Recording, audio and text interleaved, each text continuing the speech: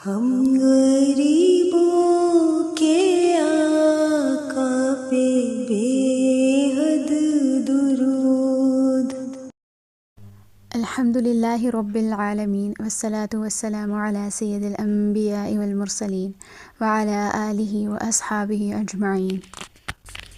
بسم اللہ الرحمن الرحیم۔ پچھلے حصے میں ہم نے دیکھا کہ نبی صلی اللہ علیہ وسلم پر وحی کا آغاز ہوا اور دعوت اسلام کا سفر شروع ہوا۔ آج ہم مکہ کے اس دور میں داخل ہو رہے ہیں جب اسلام تیزی سے پھیلنے لگا، مگر ساتھ ہی مسلمانوں پر ظلم و ستم بھی بڑھ گیا۔ قریش نے ہر اس شخص کو نشانہ بنایا جو لا الہ الا اللہ کہتا تھا۔ کوئی اپنے قبیلے والوں کے ہاتھوں ستایا گیا، کوئی غلام تھا تو اسے تپتی ریت پر لٹایا گیا۔ اس مشکل وقت میں بھی صحابہ کرام کا ایمان ڈگمگایا نہیں، اپنے مسلمان ہونے والے افراد کو طرح طرح کی سزائیں دے رہا تھا، اور جس شخص کا کوئی قبیلہ نہ تھا ان پر اوباشوں اور سرداروں نے ایسے ایسے ستم کیے جنہیں سن کر مضبوط انسان کا دل بھی بے چینی سے تڑپنے لگتا ہے۔ حضرت عثمان بن عفان رضی اللہ عنہ کا چچا انہیں کھجور کی چٹائی میں لپیٹ کر نیچے سے دھواں دیتا تھا۔ سخت مشکل وقت تھا۔ حضرت مصعب بن عمیر رضی اللہ عنہ کی ماں ان کو اسلام لانے کا علم ہوا تو ان کا دانہ پانی بند کر دیا اور انہیں گھر سے نکال دیا۔ یہ بڑے ناز و نعمت میں پلے تھے۔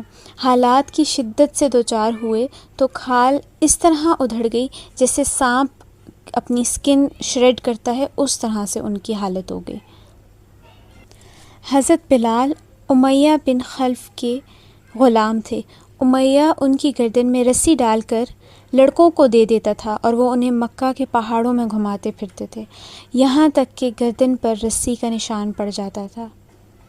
خود امیہ بھی انہیں باندھ کر ڈنڈے سے مارتا تھا اور تیز دھوپ میں جبراً بٹھائے رکھتا تھا۔ کھانا پانی بھی نہ دیتا تھا بلکہ بھوکا پیاسا رکھتا تھا، اور اس سے کہیں بڑھ کر ظلم یہ کرتا تھا کہ جب دوپہر کی گرمی بالکل پیک پر ہوتی تو مکہ کے پتھریلے کنکروں پر لٹا کر سینے پر بھاری پتھر رکھوا دیتا، پھر کہتا خدا کی قسم تو اسی طرح پڑا رہے گا یہاں تک کہ مر جائے یا محمد صلی اللہ علیہ وسلم کے ساتھ کفر کرے۔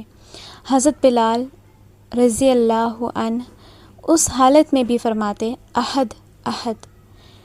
ایک روز یہی کارروائی کی جا رہی تھی کہ حضرت ابوبکر صدیق کا گزر ہوا۔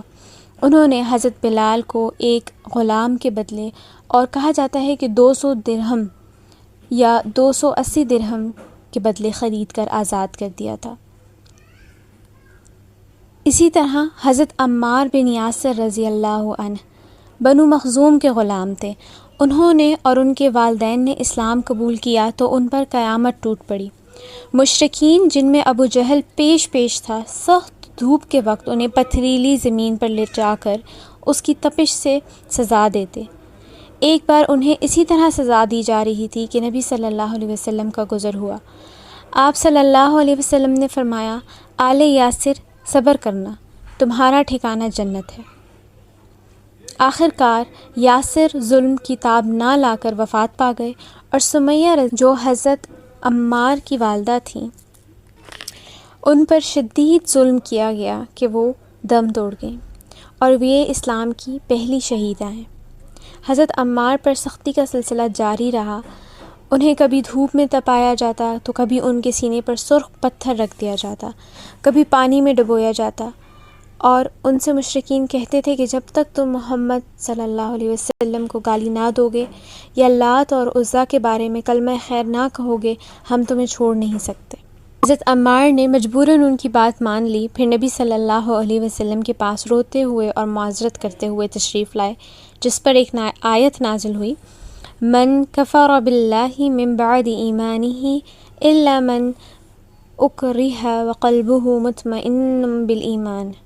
جس نے اللہ پر ایمان لانے کے بعد کفر کیا اس پر اللہ کا غضب اور عذاب عظیم ہے، لیکن جسے مجبور کیا جائے اور اس کا دل ایمان پر مطمئن ہو اس پر کوئی گرفت نہیں۔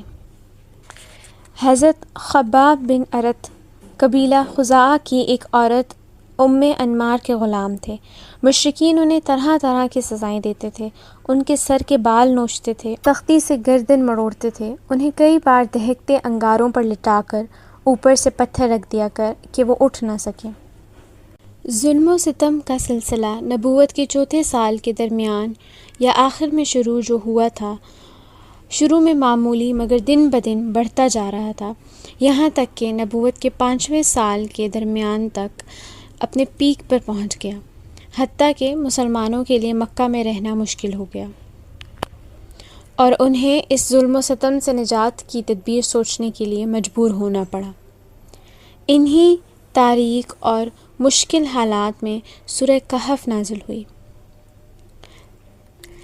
یہ صورت ویسے تو مشرکین کے پیش کردہ سوالات کے جواب میں تھی، لیکن اس میں جو باتیں، جو واقعات بیان کیے گئے ہیں، ان واقعات میں اللہ تعالیٰ کی طرف سے اپنے مومن بندوں کے لیے مستقبل کے بارے میں نہایت بلیغ اشارات تھے۔ چنانچہ اصحاب کہف کے واقعے میں یہ درس موجود ہے کہ جب دین اور ایمان خطرے میں ہو تو کفر و ظلم کے مراکز سے ہجرت کے لیے نکل پڑنا چاہیے۔ موسیٰ اور خضر علیہ السلام کے واقعے سے یہ بات ثابت ہوتی ہے کہ نتائج ہمیشہ ظاہری حالات کے مطابق نہیں ہوتے، بلکہ بعض اوقات ظاہری حالات کے بالکل برعکس ہوتے ہیں۔ لہٰذا اس واقعے سے اس بات کی طرف اشارہ تھا کہ مسلمانوں کے خلاف جو ظلم اور تشدد برپا ہے، اس کے نتائج بالکل برعکس نکلیں گے۔ ذوالقرنین کے واقعے میں چند خاص باتوں کی طرف اشارہ ہے کہ زمین اللہ کی ہے، وہ اپنے بندوں میں سے جسے چاہتا ہے اس کا وارث بناتا ہے، اور فلاح اور کامرانی ایمان ہی کی راہ میں ہے، کفر کی راہ میں نہیں، اور اللہ تعالیٰ کے صالح بندے ہی زمین کی وراثت کے سب سے زیادہ حقدار ہیں۔ پھر سورہ کہف کے بعد سورہ زمر کا نزول ہوا اور اس میں ہجرت کی طرف اشارہ کیا گیا اور بتایا گیا کہ اللہ کی زمین تنگ نہیں ہے۔ جن لوگوں نے اس دنیا میں اچھائی کی ان کے لیے اچھائی ہے، اور اللہ کی زمین کشادہ ہے، صبر کرنے والوں کو ان کا اجر بلا حساب دیا جائے گا۔ اور رسول اللہ صلی اللہ علیہ وسلم کو معلوم تھا کہ جو نجاشی، جو حبشہ کا بادشاہ تھا، اور وہ ایک عادل بادشاہ تھا، وہاں کسی پر ظلم نہیں ہوتا، اس لیے آپ صلی اللہ علیہ وسلم نے مسلمانوں کو حکم دیا کہ وہ فتنوں سے اپنے دین کی حفاظت کے لیے حبشہ ہجرت کر جائیں۔ اس کے بعد ایک طے شدہ پروگرام کے مطابق رجب میں نبوت کا 5واں سال، جس میں صحابہ کرام کے پہلے گروہ نے حبشہ کی جانب ہجرت کی، اس گروہ میں رسول اللہ صلی اللہ علیہ وسلم کی صاحبزادی حضرت رقیہ بھی تھی۔ مہاجرین حبشہ کے خلاف بھی قریش نے سازش کی۔ مشرکین کو اس بات پہ بھی بہت مسئلہ تھا کہ مسلمان اپنی جان اور اپنا دین بچا کر ایک پرامن جگہ کیسے چلے گئے، لہٰذا انہوں نے عمرو بن عاص اور عبداللہ بن ربیعہ، جو کہ بہت گہری سوجھ بوجھ کے مالک تھے اور ابھی مسلمان نہیں ہوئے تھے، ایک اہم سفارتی مہم کے لیے منتخب کیا، اور ان دونوں کو نجاشی کی خدمت میں کچھ تحائف کے ساتھ بھیجا، اور پھر ان دونوں نے پہلے وہاں پہنچ کر وہ تحائف پیش کیے اور اس کے بعد اپنے دلائل سے آگاہ کیا جن کی بنیاد پر وہ مسلمانوں کو وہاں سے نکلوانا چاہتے تھے۔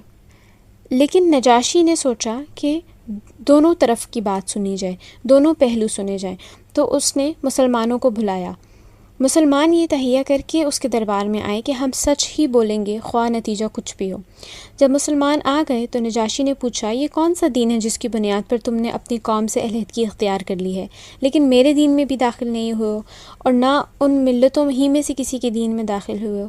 مسلمان کے ترجمان حضرت جعفر بن ابی طالب رضی اللہ عنہ نے کہا، اے بادشاہ، ہم ایسی قوم تھے جو جاہلیت میں مبتلا تھی، ہم بت پوجتے تھے، مردار کھاتے تھے اور بدکاریاں کرتے تھے، قرابت داروں سے تعلق توڑتے تھے، ہمسایوں سے بدسلوکی کرتے تھے، اور ہم میں سے طاقتور کمزور کو کھا رہا تھا۔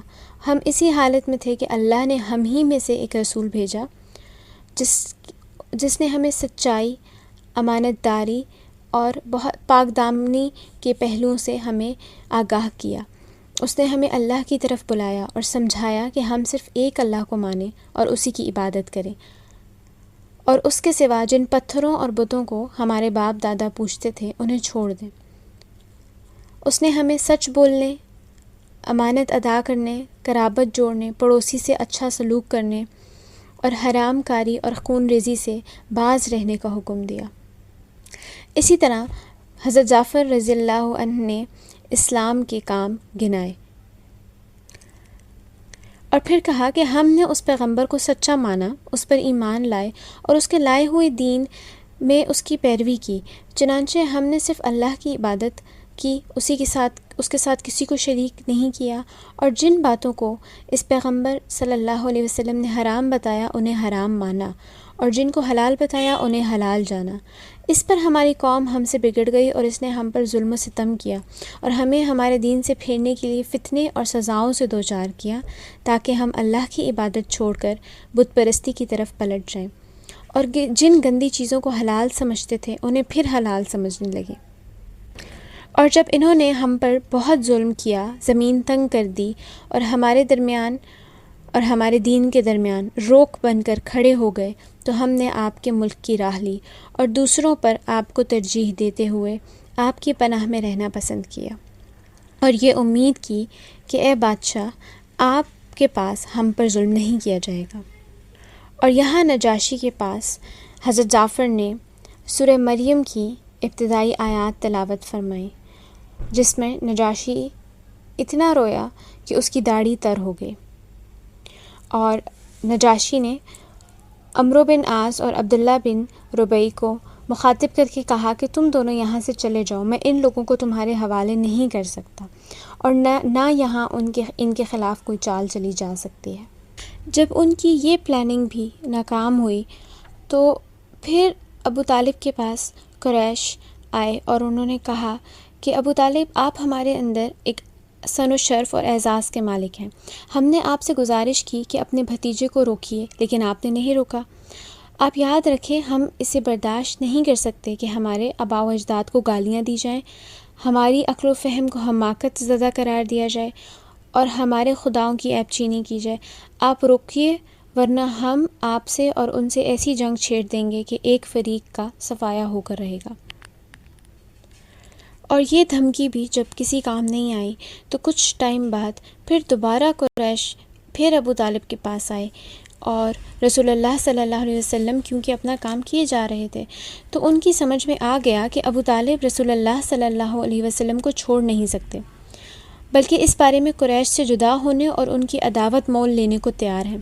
تو وہ لوگ ولید بن مغیرہ کے لڑکے عمارہ کو اپنے ہمراہ لے کر ابو طالب کے پاس پہنچے اور کہا کہ یہ نوجوان ہم آپ کو دیتے ہیں اور آپ اس کے بدلے اپنے بھتیجے کو ہمارے حوالے کر دیں۔ ابو طالب نے کہا کہ خدا کی قسم، کتنا برا سودا ہے جو تم لوگ مجھ سے کر رہے ہو، تم اپنا بیٹا مجھے دیتے ہو کہ میں اسے کھلاؤں پلاؤں پالوں، اور میرا بیٹا مجھ سے طلب کرتے ہو کہ اسے قتل کر دو۔ خدا کی قسم، یہ نہیں ہو سکتا۔ ان دونوں گفتگوؤں کی ناکامی کے بعد قریش کا جو ستم اور ظلم کرنے کا جذبہ تھا وہ اور بڑھ گیا، اور ایذا رسانی کا سلسلہ پہلے سے زیادہ سخت ہو گیا۔ انہی دنوں قریش کے سرکشوں کے دماغ میں نبی صلی اللہ علیہ وسلم کے خاتمے کی ایک تجویز ابھری، لیکن یہی تجویز اور یہی سختیاں مکہ کے جانبازوں میں سے یعنی حضرت حمزہ بن عبد المطلب اور حضرت عمر بن خطاب رضی اللہ عنہ کہ اسلام لانے اور ان کے ذریعے اسلام کو تقویت پہنچانے کا سبب بن گئی۔ ایک بار ابو جہل نے کہا، برادران قریش، آپ دیکھتے ہیں کہ محمد صلی اللہ علیہ وسلم ہمارے دین کی عیب چینی، ہمارے آباء و اجداد کی بدگوئی اور ہماری عقلوں کی تخفیف اور ہمارے معبودوں کی تذلیل سے باز نہیں آتا، اس لیے میں اللہ سے عہد کر رہا ہوں کہ ایک بہت بھاری اور بمشکل اٹھنے والا پتھر لے کر بیٹھوں گا، اور جب وہ سجدہ کرے گا تو اسی پتھر سے اس کا سر کچل دوں گا۔ اب اس کے بعد چاہے تم لوگ مجھے بے یار و مددگار چھوڑ دو، چاہے میری حفاظت کرو، جس پر بنو عبد مناف بھی اس کے بعد جو چاہیے کریں گے۔ لوگوں نے کہا، نہیں واللہ، ہم تمہیں کبھی کسی معاملے میں بے یار و مددگار نہیں چھوڑ سکتے، تم جو کرنا چاہتے ہو کر گزرو۔ صبح ہوئی تو ابو جہل ویسے ہی ایک پتھر لے کر رسول اللہ صلی اللہ علیہ وسلم کے انتظار میں بیٹھ گیا۔ رسول اللہ صلی اللہ علیہ وسلم حسب دستور تشریف لائے، کھڑے ہو کر نماز پڑھنے لگے۔ قریش بھی اپنی اپنی مجلسوں میں آ چکے تھے اور ابو جہل کی کارروائی دیکھنے کے منتظر تھے۔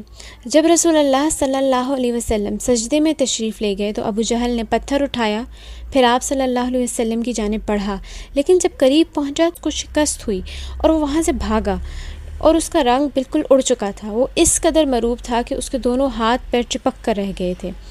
وہ بمشکل ہاتھ سے پتھر پھینک سکا۔ ادھر قریش کے کچھ لوگ اٹھ کر اس کے پاس آئے، کہنے لگے تمہیں کیا ہو گیا ہے؟ اس نے کہا میں نے رات جو بات کہی تھی وہی کرنے جا رہا تھا، لیکن جب اس کے قریب پہنچا تو ایک اونٹ آڑے آ گیا۔ باخدا میں نے کبھی کسی اونٹ کی ویسے سر نہیں دیکھا، ویسی گردن نہیں دیکھی، ویسے دانت نہیں دیکھے، وہ مجھے کھا جانا چاہتا تھا۔ رسول اللہ صلی اللہ علیہ وسلم نے فرمایا اس کے بارے میں کہ یہ جبریل علیہ السلام تھے، اگر ابو جہل قریب آتا تو اس کا دھڑ پکڑ لیتے۔ صحیح بخاری میں حضرت عروہ بن زبیر رضی اللہ عنہ سے مروی ہے کہ میں نے عبداللہ بن عمرو بن عاص رضی اللہ عنہما سے سوال کیا کہ مشرکین نے نبی صلی اللہ علیہ وسلم کے ساتھ جو سب سے سخت ترین بدسلوکی کی تھی، آپ مجھے اس کی تفصیل بتائیے۔ انہوں نے کہا نبی صلی اللہ علیہ وسلم خانہ کعبہ کے پاس حتیم میں نماز پڑھ رہے تھے کہ عقبہ بن ابی معیط آ گیا۔ اس نے آتے ہی اپنا کپڑا آپ صلی اللہ علیہ وسلم کی گردن میں ڈال کر نہایت سختی کے ساتھ آپ صلی اللہ علیہ وسلم کا گلا گھونٹا۔ اتنے میں ابو بکر رضی اللہ تعالیٰ عنہ عام پہنچے اور انہوں نے اس کے دونوں کندھے پکڑ کر دھکا دیا اور اسے نبی صلی اللہ علیہ وسلم سے دور کرتے ہوئے فرمایا اتقتلون رجلا ان یقول ربی اللہ، تم لوگ ایک آدمی کو اس لیے قتل کرنا چاہتے ہو کہ وہ کہتا ہے میرا رب اللہ ہے۔ مکہ کی فضا میں جب ظلم اور زیادتی کے سیاہ بادل بہت گمبھیر تھے تو اچانک ایک بجلی چمکی اور ایک راستہ روشن ہو گیا، یعنی حضرت حمزہ رضی اللہ عنہ مسلمان ہو گئے۔ ان کے اسلام لانے کا واقعہ 6 نبوی کے آخر کا ہے، اور ان کے اسلام لانے کا سبب یہ تھا کہ ایک روز ابو جہل کوہ صفا کے نزدیک رسول اللہ صلی اللہ علیہ وسلم کے پاس سے گزرا تو اس نے آپ صلی اللہ علیہ وسلم کو ایذا پہنچائی اور کچھ سخت کلمات کہے۔ رسول اللہ صلی اللہ علیہ وسلم خاموش رہے اور کچھ بھی نہ کہا، لیکن اس کے بعد اس نے آپ صلی اللہ علیہ وسلم کے سر پر ایک پتھر دے مارا جس سے ایسی چوٹ آئی کہ خون بہہ نکلا۔ پھر وہ خانہ کعبہ کے پاس قریش کی مجلس میں جا بیٹھا۔ عبداللہ بن جدعان کی ایک لونڈی کوہ صفا پر واقع اپنی مکان سے یہ سارا منظر دیکھ رہی تھی۔ حضرت حمزہ شکار سے واپس تشریف لائے تو اس نے ان سے ابو جہل کی ساری حرکت کہہ سنائی۔ حضرت حمزہ رضی اللہ عنہ غصے سے بھڑک اٹھے۔ یہ قریش کے سب سے طاقتور اور مضبوط جوان تھے۔ ساری بات سن کر ایک لمحہ رکے بغیر دوڑتے ہوئے یہ تہیہ کیے ہوئے گئے کہ جو ہی ابو جہل کا سامنا ہوگا تو اس کی مرمت کر دیں گے۔ چنانچہ مسجد الحرام میں داخل ہو کر سیدھے اس کے سر پر جا کھڑے ہوئے اور بولے کہ تو میرے بھتیجے کو گالی دیتا ہے، حالانکہ میں بھی اسی کی دین پر ہوں۔ اور اس کے بعد کمان اس زور سے ماری کہ اس کے سر پر بدترین قسم کا زخم آ گیا۔ اس پر ابو جہل کے قبیلے بنو مخزوم اور حضرت حمزہ کے قبیلے بنو ہاشم کے لوگ ایک دوسرے کے خلاف بھڑک اٹھے، لیکن ابو جہل نے یہ کہہ کر انہیں خاموش کر دیا کہ جانے دو کہ میں نے واقعی اس کے بھتیجے کو بہت بری گالی دی تھی۔ ابتدا میں تو حضرت حمزہ کا اسلام محض اس حمیت کے طور پر تھا کہ ان کے عزیز کی توہین کیوں کی گئی، لیکن پھر اللہ تعالیٰ نے ان کا سینہ اسلام کے لیے کھول دیا اور انہوں نے اسلام کا کڑا مضبوطی سے تھام لیا اور مسلمانوں نے ان کی وجہ سے بڑی عزت محسوس کی۔ دوسرا بڑا واقعہ حضرت عمر رضی اللہ عنہ کا اسلام قبول کرنا تھا۔ ان کا اسلام لانا بھی نبوت کے 6 سال میں تھا۔ وہ حضرت حمزہ کے صرف 3 دن بعد مسلمان ہوئے تھے اور نبی صلی اللہ علیہ وسلم نے ان کے اسلام لانے کے لیے دعا کی تھی۔ نبی صلی اللہ علیہ وسلم نے فرمایا تھا، اے اللہ، عمر بن خطاب اور ابو جہل بن ہشام میں سے جو شخص تیرے نزدیک زیادہ محبوب ہے ان کے ذریعے سے اسلام کو قوت پہنچا۔ اللہ نے یہ دعا قبول فرمائی اور حضرت عمر مسلمان ہو گئے۔ اللہ کے نزدیک ان دونوں میں سے زیادہ محبوب حضرت عمر رضی اللہ عنہ تھے۔ حضرت عمر کے اسلام لانے کے متعلق جتنی بھی روایات ہیں ان میں سے ایک خلاصہ آپ کے سامنے پیش کیا جا رہا ہے۔ ایک دفعہ انہیں گھر سے باہر رات گزارنی پڑی۔ وہ حرم تشریف لائے اور خانہ کعبہ کے پاس پردے میں گھس گئے۔ اس وقت نبی صلی اللہ علیہ وسلم نماز پڑھ رہے تھے اور سورہ الحاقہ کی تلاوت فرما رہے تھے۔ حضرت عمر قرآن سننے لگے اور اس کی تعلیف پر حیرت زدہ رہ گئے۔ ان کا بیان ہے کہ میں نے اپنی جی میں کہا، خدا کی قسم یہ تو شاعر ہے جیسا کہ قریش کہتے ہیں، لیکن اتنے میں آپ صلی اللہ علیہ وسلم نے یہ آیت تلاوت فرمائی، اِنَّهُ لَقَوْلُ رَسُولٍ كَرِيمٍ وَمَا هُوَ بِقَوْلِ شَاعِرٍ قَلِيلًا مَا تُؤْمِنُونَ۔ یہ ایک بزرگ رسول کا قول ہے، یہ کسی شاعر کا قول نہیں، تم لوگ کم ہی ایمان لاتے ہو۔ حضرت عمر رضی اللہ عنہ کہتے ہیں، میں نے اپنے جی میں کہا یہ تو کاہن ہے، لیکن اتنے میں آپ صلی اللہ علیہ وسلم نے یہ آیت تلاوت فرمائی، وَلَا بِقَوْلِ كَاهِنٍ قَلِيلًا مَا تَذَكَّرُونَ تَنزِيلٌ مِّن رَّبِّ الْعَالَمِينَ۔ یہی صورت آخر تک، اور جس آیت کا ترجمہ ہے، یہ کسی کاہن کا قول بھی نہیں، تم لوگ کم ہی نصیحت قبول کرتے ہو، یہ اللہ رب العالمین کی طرف سے نازل کیا گیا ہے۔ حضرت عمر کا بیان ہے کہ اس وقت میرے دل میں اسلام جاگزیں ہو گیا۔ یہ پہلا موقع تھا کہ حضرت عمر کے دل میں اسلام کا بیج پڑا، لیکن اپنے آباء و اجداد کی دین کی عظمت کے احساس کی وجہ سے اس کے بعد بھی وہ اسلام کے خلاف جو سرگرمیاں چل رہی تھیں ان میں انہوں نے سرگرمیاں جاری رکھیں جو کہ اسلام کے خلاف تھیں۔ حضرت عمر رضی اللہ عنہ کی طبیعت کی سختی اور رسول اللہ صلی اللہ علیہ وسلم سے عداوت کا یہ حال تھا کہ ایک روز خود حضرت محمد صلی اللہ علیہ وسلم کا کام تمام کرنے کی نیت سے تلوار لے کر نکل پڑے کہ راستے میں ہی کسی آدمی سے ملاقات ہو گئی۔ اس نے تیور دیکھ کر پوچھا، عمر کہاں کا ارادہ ہے؟ انہوں نے کہا، محمد صلی اللہ علیہ وسلم کو قتل کرنے جا رہا ہوں۔ اس نے کہا، محمد صلی اللہ علیہ وسلم کو قتل کر کے بنو ہاشم اور بنو زہرہ سے کیسے بچ سکو گے؟ حضرت عمر نے کہا، معلوم ہوتا ہے کہ تم بھی اپنے پچھلا دین چھوڑ کر بے دین ہو چکے ہو۔ اور اس بات پر اس شخص نے حضرت عمر کو بتایا کہ آپ کی بہن اور بہنوئی بھی دین چھوڑ چکے ہیں اور وہ بے دین ہو چکے ہیں۔ یہ سن کر حضرت عمر کو بہت غصہ آیا اور وہ سیدھے اپنے بہن اور بہنوئی کے گھر گئے اور وہاں انہیں حضرت خباب بن ارت سورہ طٰہٰ پر مشتمل ایک صحیفہ پڑھا رہے تھے، اور قرآن پڑھانے کے لیے وہاں آنا جانا حضرت خباب کا معمول تھا۔ جب حضرت خباب نے حضرت عمر کی آہٹ سنی تو گھر کے اندر چھپ گئے۔ ادھر حضرت عمر کی بہن فاطمہ نے صحیفہ چھپا دیا، لیکن حضرت عمر گھر کے قریب پہنچ کر حضرت خباب کی قرت سن چکے تھے اور پوچھا کہ یہ کس طرح کی آواز تھی جو میں نے سنی؟ انہوں نے کہا، کچھ بھی نہیں، ہم آپس میں باتیں کر رہے تھے۔ حضرت عمر نے کہا، یقیناً تم دونوں بے دین ہو چکے ہو۔ ان کی بہنوئی نے کہا، اچھا عمر، یہ بتاؤ اگر حق تمہارے دین کے بجائے کسی اور دین میں ہو تو؟ حضرت عمر کا اتنا سننا تھا کہ انہوں نے اپنے بہنوئی کو بہت بری طرح کچل دیا، اور ان کی بہن نے اپنے شوہر کو چھڑوایا، اور حضرت عمر نے اپنی بہن کو بھی ایک تھپڑ مارا جس سے ان کے چہرے پر خون نکل آیا ان کے چہرے سے، اور ان کی بہن نے غصے سے کہا کہ عمر، اگر تیرے دین کے بجائے دوسرا ہی دین برحق ہو تو، اور انہوں نے اس بات کی گواہی دی کہ اللہ کے سوا کوئی عبادت کے لائق نہیں، اور میں شہادت دیتی ہوں کہ محمد صلی اللہ علیہ وسلم اللہ کے رسول ہیں۔ یہ سن کر حضرت عمر پر مایوسی کے بادل چھا گئے اور انہیں اپنی بہن کے چہرے پر خون دیکھ کر کچھ ندامت بھی محسوس ہوئی۔ کہنے لگے، اچھا یہ کتاب جو تمہارے پاس ہے ذرا مجھے پڑھنے کو دو۔ ان کی بہن نے کہا کہ تم ناپاک ہو، اس کتاب کو صرف پاک لوگ ہی چھو سکتے ہیں، اٹھو غسل کرو۔ حضرت عمر رضی اللہ عنہ نے اٹھ کر غسل کیا، پھر کتاب لی اور بسم اللہ الرحمن الرحیم پڑھی۔ کہنے لگے، یہ تو بڑا پاکیزہ نام ہے، اور اس کے بعد طٰہٰ سے اننی انا اللہ لا الہ الا انا فاعبدنی واقیم الصلاۃ لذکری، یہاں تک کہ رد کی اور کہنے لگے یہ تو بڑا عمدہ اور بڑا محترم کلام ہے، مجھے محمد صلی اللہ علیہ وسلم کا پتہ بتاؤ۔ حضرت خباب نے حضرت عمر کو بھی بتایا کہ عمر خوش ہو جاؤ، مجھے امید ہے کہ رسول اللہ صلی اللہ علیہ وسلم نے تمہارے متعلق جو دعا کی تھی یہ وہی ہے۔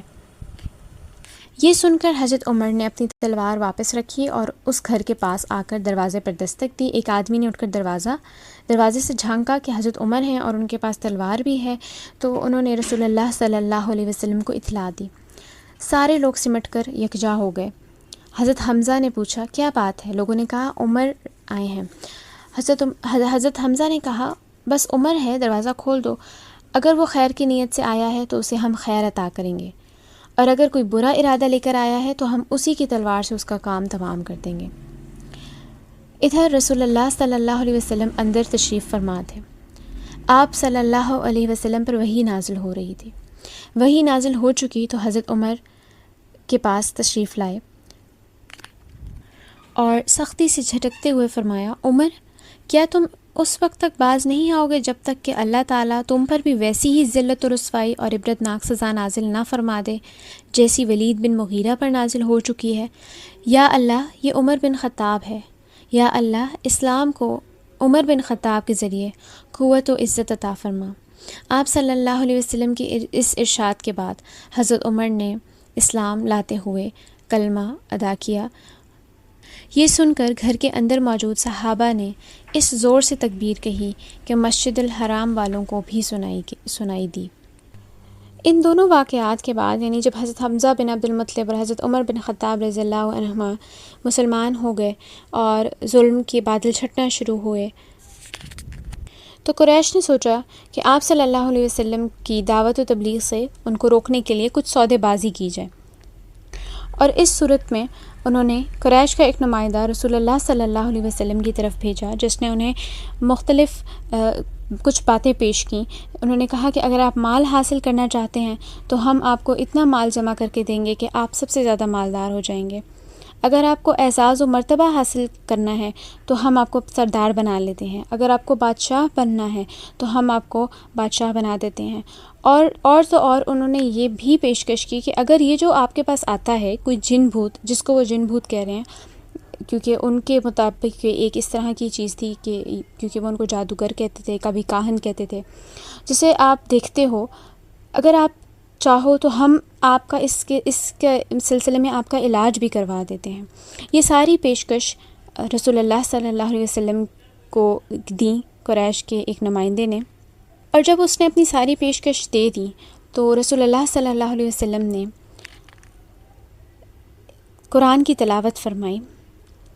حامیم تنزیل من الرحمن الرحیم کتاب فصلت آیاته قرآنا عربیا لقوم يعلمون بشیرا ونذیرا فأعرض أكثرهم فهم لا يسمعون وقالوا قلوبنا في أكنة مما تدعونا إليه۔ یہ آیات پڑھیں جس کا مطلب ہے حامیم، یہ رحمان و رحیم کی طرف سے نازل کی ہوئی ایسی کتاب ہے جس کی آیتیں کھول کھول کر بیان کر دی گئی ہیں۔ عربی قرآن ان لوگوں کے لیے جو علم رکھتے ہیں، بشارت دینے والا اور ڈرانے والا ہے، لیکن اکثر لوگوں نے اعراض کیا اور وہ سنتے نہیں۔ کہتے ہیں کہ جس چیز کی طرف تم ہمیں بلاتے ہو اس کے لیے ہمارے دلوں پر پردہ پڑا ہوا ہے۔ یہ والی آیات نازل ہوئیں اور یہ والی آیات رسول کریم نے پڑھ کر سنائیں، اور رسول اللہ صلی اللہ علیہ وسلم آگے پڑھتے جا رہے تھے، اور جو قریش کا نمائندہ ان کے پاس آیا تھا وہ اپنے دونوں ہاتھ پیچھے زمین پر ٹیک لگائے چپ چاپ سنتا رہا۔ جب آپ سجدے کی آیت تک پہنچے تو آپ صلی اللہ علیہ وسلم نے سجدہ کیا اور فرمایا کہ جو کچھ تم نے سننا تھا تم سن چکے، اب تم جانو اور تمہارا کام جانے۔ اور جب وہ نمائندہ واپس قریش کی طرف، مشرکین کی طرف آ رہا تھا، تو انہوں نے کہا کہ جب وہ گئے تھے وہ چہرہ جو لے کر گئے تھے وہ اس چہرے کے ساتھ واپس نہیں آ رہے، اور اس نے انہیں بتایا کہ میں نے ایک ایسا کلام سنا ہے کہ ویسا کلام واللہ میں نے کبھی نہیں سنا۔ خدا کی قسم وہ نہ شاعر ہے، نہ وہ شعر ہے، نہ جادو ہے، نہ کہانت۔ قریش کے لوگوں، میری بات مانو اور اس معاملے کو مجھ پر چھوڑ دو۔ میری رائے یہ ہے کہ اس شخص کے حال پر اس کے حال پر چھوڑ کر الگ تھلگ بیٹھے رہو۔ آج کے حصے میں ہم نے مکہ کے اس دور پر بات کی جب مسلمانوں پر ظلم و ستم کی انتہا ہو گئی تھی۔ ہر طرف خوف، تکلیف اور آزمائش کا ماحول تھا، مگر ایمان والوں کے دلوں میں اللہ پر یقین پہلے سے زیادہ مضبوط ہوتا جا رہا تھا۔ اور پھر اسی اندھیرے میں ایک روشنی آئی، حضرت عمر بن خطاب رضی اللہ تعالی عنہ کا اسلام قبول کرنا۔ وہ شخص جو اسلام کے سخت ترین دشمنوں میں سے تھا، اللہ نے اسی کے دل کو ایمان کی روشنی سے منور کر دیا، اور ان کے اسلام لانے سے مسلمانوں کے حوصلے بھی بلند ہو گئے۔ اللہ تعالی ہمیں بھی ایمان پر ثابت قدمی عطا فرمائے، آمین۔ سب درود پڑھیں۔ اللہم صلی علی محمد وعلی آل محمد کما صلیت علی ابراہیم وعلی آل ابراہیم انک حمید مجید۔ اللہم بارک علی محمد وعلی آل محمد کما بارکت علی ابراہیم وعلی آل ابراہیم انک حمید مجید۔ سبحانک اللہم وبحمدک اشہد ان لا الہ الا انت استغفرک واتوب الیک۔